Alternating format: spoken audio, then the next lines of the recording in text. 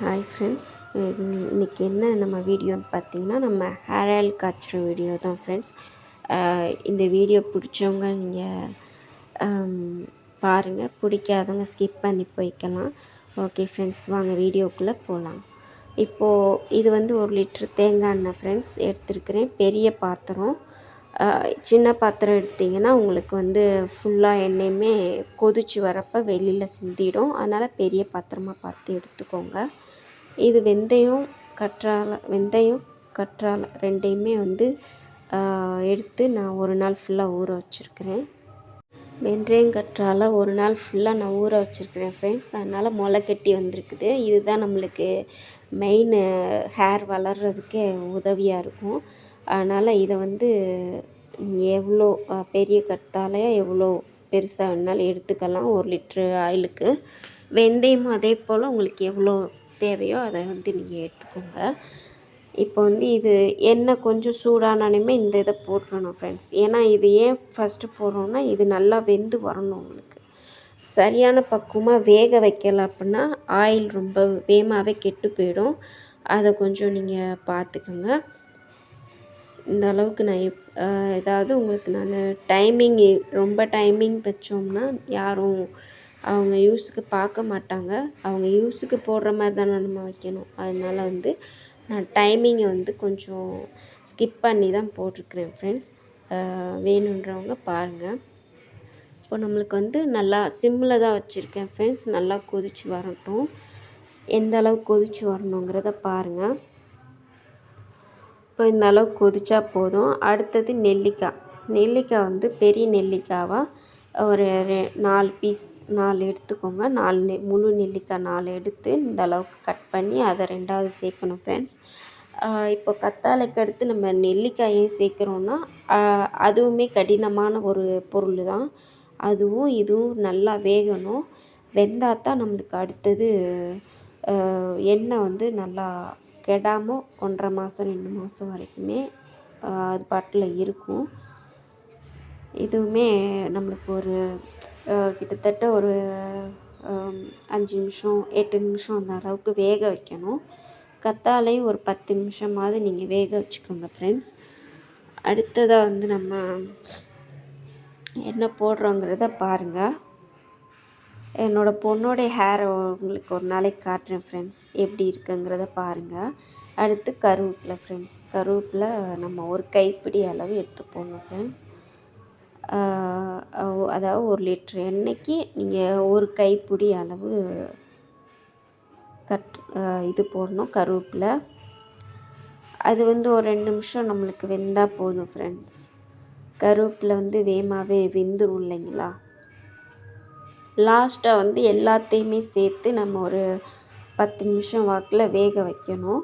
அடுத்தது வந்து நம்மளுக்கு செம்பருத்தி இலை ஃப்ரெண்ட்ஸ். அது வந்து ஒரு 10 இலை கட்டில் எடுத்துக்கோங்க சரிங்களா.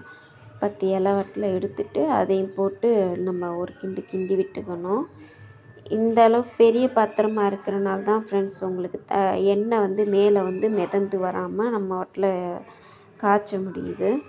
அதை கொஞ்சம் நீங்கள் மெயினில் வச்சுக்கோங்க. அடுத்தது நம்ம வந்து செம்பருத்தி பூ. இதுவுமே நம்ம ஒரு 10-15 பூ கிட்டக்க நம்ம யூஸ் பண்ணிக்கலாம். நான் சொல்கிறது எல்லாமே 1 லிட்ரு எண்ணெய்க்கான அளவு ஃப்ரெண்ட்ஸ் சரிங்களா. அதை மட்டும் நீங்கள் மாற்றம் பண்ணிடாதீங்க. அடுத்து இதையுமே வந்து லைட்டாக ஒரு கிண்டி விட்டுக்கணும். எண்ணெய் நான் ஊற்றும் போது எவ்வளோ எண்ணெய் இருந்துச்சு, இப்போ பாருங்களேன் எப்படி இருக்குன்ட்டு. அதுதான் பெரிய பாத்திரமாக எடுக்கணும். இது வந்து மருதாணி இலை. அதுவுமே நம்மளுக்கு வந்து ஒரு கைப்பிடி 1.5 கைப்பிடி அளவு நீங்கள் எடுத்துக்கலாம் ஃப்ரெண்ட்ஸ். இதுவுமே ஹேர் க்ரோத்துக்கு வந்து செம்மையாக இருக்கும் ஃப்ரெண்ட்ஸ். நான் உண்மையாகவே சொல்கிறேன். என்னோடய பொண்ணுடைய ஹேர் வந்து முன்னாடி இருந்த காட்டி இப்போ ரொம்பவுமே அந்த பொண்ணுக்கு வந்து ஹேர் ரொம்ப லாங்காக இருக்குது. அடுத்தது பார்த்திங்கன்னா நம்மளுக்கு பிரிங்காராச்சி இலை. அதுவுமே நம்ம மார்க்கெட்டில் போனீங்கன்னா கிடைக்கும். நான் இதை அலைஞ்சி திரிஞ்சு வாங்கிட்டு வந்தேன் ஃப்ரெண்ட்ஸ். ஏன்னா இப்போ மழை காலங்கிறனால இது நம்மளுக்கு கிடைக்கவே மாட்டேங்குது. ஒரு மார்க்கெட்டில் கிடைக்கல. நான் அப்புறமா வெளியில் போய் என் வீட்டுக்காரோடு போய் சேர்ந்து அலைஞ்சி திரிஞ்சு இந்த இலையை வாங்கினேன். பட்ட பெரும்பாடு ரொம்ப. ஏன்னா இது ஹேர் க்ரோத்துக்கு ரொம்பவுமே யூஸ்ஃபுல்லாக இருக்கும் ஃப்ரெண்ட்ஸ். நீங்கள் யூஸ் பண்ணி பார்த்துட்டு சொல்லுங்கள். என்னுடைய ஹேர் ரொம்பவுமே ரொம்ப ஹேர் ஃபால் ஆச்சு. நான் அப்புறமா இப்போ என்னோடய ஹேரை இப்போ மெயின்டைன் பண்ணுறதுக்கு காரணமே இந்த ஆயிலு, இந்த இலைகள் தான் எனக்கு காரணம். அடுத்ததாக நம்ம யூஸ் பண்ண போகிறது ரோஸ்மெரி இலை ஃப்ரெண்ட்ஸ்.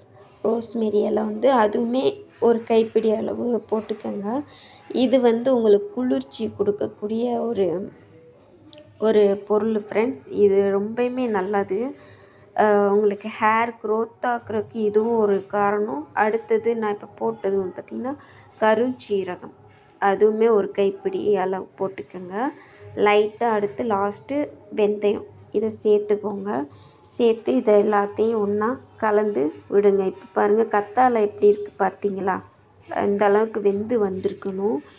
வெந்து வந்து இந்த அளவுக்கு நம்ம இது கிட்டத்தட்ட 20 நிமிஷம் ஆகும். அடுத்து பிரிங்கராட்சி பவுட்ரு உங்களுக்கு வேணும்னா நீங்கள் யூஸ் பண்ணிக்கலாம், இல்லை ஸ்கிப் பண்ணிக்கோங்க ஃப்ரெண்ட்ஸ். அடுத்து இது எல்லாமே இந்த அளவுக்கு வெந்து வரணும். இந்த தமன்னு நுரவாக வருது பார்த்திங்களா? இது எல்லாமே அடங்கணும். அடங்குற வரைக்கும் நம்ம வந்து இதை கொதிக்க விடணும் ஃப்ரெண்ட்ஸ். உங்களுக்கு இதை வந்து நான் காய்ச்சிட்டு அந்த எண்ணெயை நான் மறுநாள் காட்டுறேன் பாருங்கள். எந்த அளவுக்கு சேஞ்ச் ஆகிருக்கு அதோடைய கலரு, எப்படி நீங்கள் அதை உள்ளே அந்த பாட்டிலில் போட்டு யூஸ் பண்ணணும் அப்படிங்கிறதையும் நான் உங்களுக்கு மறுநாள் வந்து அது காட்டுறேன், எப்படி இருக்குன்னு பாருங்கள். இந்த அளவுக்கு உங்களுக்கு வந்து கொதித்து வரணும் ஃப்ரெண்ட்ஸ். கருக விட்டுறாதீங்க ஃப்ரெண்ட்ஸ். சிம்மில் இருந்தாலுமே இந்த பொருட்கள் எல்லாம் என்ன ஆகிடும்னா நல்லா வெந்ததுக்கப்புறம் கருக ஆரம்பிச்சிடும். ஸோ கருகிடுச்சு அப்படின்னா நம்மளுக்கு அந்த எண்ணெய் காய்ச்சினதே ஃபுல்லுமே வேஸ்ட்டாக போயிடும். ஹேர் ஃபால் ஆகுறதுக்கும் நிறைய சான்சஸ் இருக்குது. அதனால் பக்கத்தில் இருந்து பக்குவமாக அதை வந்து பார்த்து நீங்கள் காய்ச்சி எடுங்க. அவ்வளோதான். இந்த அளவுக்கு வேகணும் ஃப்ரெண்ட்ஸ். இன்னும் ஒரு நிமிஷம் 2 நிமிஷம் இருந்தால் போதும். இந்த அடங்கிடுச்சு பார்த்திங்களா? அவ்வளோதான். இந்த அடங்கி இந்த மாதிரி இருக்கணும். இந்த ஸ்டேஜில் நீங்கள் வந்து ஸ்டவ் ஆஃப் பண்ணாலும் ஓகே தான். ஏன்னா இதுக்கு மீறி போச்சுன்னா அது வந்து கருகி போயிடும். அவ்வளோதான் ஃப்ரெண்ட்ஸ். எண்ணெய் காய்ச்சியாச்சு. இந்த மாதிரி கிண்டி விட்டு பாருங்கள். மறுபடியும் இந்த மாதிரி நுர வர மாதிரி இருந்துச்சுன்னா இன்னும் ஒரு நிமிஷம் 2 நிமிஷம் வச்சுட்டு அப்புறமா ஸ்டவ் ஆஃப் பண்ணிடுங்க.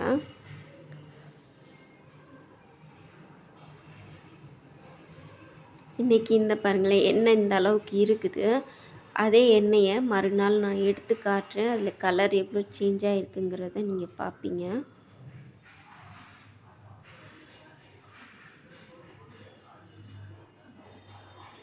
அவ்வளோதான் ஃப்ரெண்ட்ஸ். எண்ணெய் காய்ச்சி நான் மறுநாள் எடுத்த வீடியோ ஃப்ரெண்ட்ஸ். இது பார்த்தீங்கன்னா இந்த மாதிரி பாத்திரம் வச்சுக்கோங்க. அப்படின்னா தான் உங்கள் ஹேர் ஆயில் வந்து ரொம்ப நாளைக்கு கெட்டு போகாமல் இருக்கும். இந்த மாதிரி ஒரு ஸ்பூன் போட்டு வச்சுக்கோங்க. உள்ளே பாருங்கள் இந்த எண்ணெய் எவ்வளோ கலர் சேஞ்ச் ஆகிருக்குன்னு பாருங்கள். உள்ளே வந்து நீங்கள் அந்த காய்ச்சிருக்கிற அந்த பொருட்கள் எல்லாம் ஒரு சின்ன துணியில் கட்டி இந்த மாதிரி உள்ளே போட்டு அதில் வெட்டி வேறு உள்ளே உங்களுக்கு போட்டு நீங்கள் யூஸ் பண்ணுங்க ஃப்ரெண்ட்ஸ். ரொம்பவுமே உங்களுக்கு இது பெனிஃபிட்டாக இருக்கும். இந்த மாதிரி வீடியோ உங்களுக்கு வேணும்னா நீங்கள் எனக்கு கமெண்ட்ஸில் சொல்லுங்கள். இந்த வீடியோ பிடிச்சிருந்தா லைக் பண்ணுங்கள், ஷேர் பண்ணுங்கள், சப்ஸ்கிரைப் பண்ணுங்கள் ஃப்ரெண்ட்ஸ். இந்த மாதிரி நான் இப்போ தான் யூடியூப் சேனல் புதுசாக ஓப்பன் பண்ணியிருக்கிறேன். எனக்கு சப்போர்ட் பண்ணுங்கள். ஓகே ஃப்ரெண்ட்ஸ், இன்னொரு வீடியோவில் உங்களை சந்திக்கிறேன். Okay friends, bye. Thank you friends.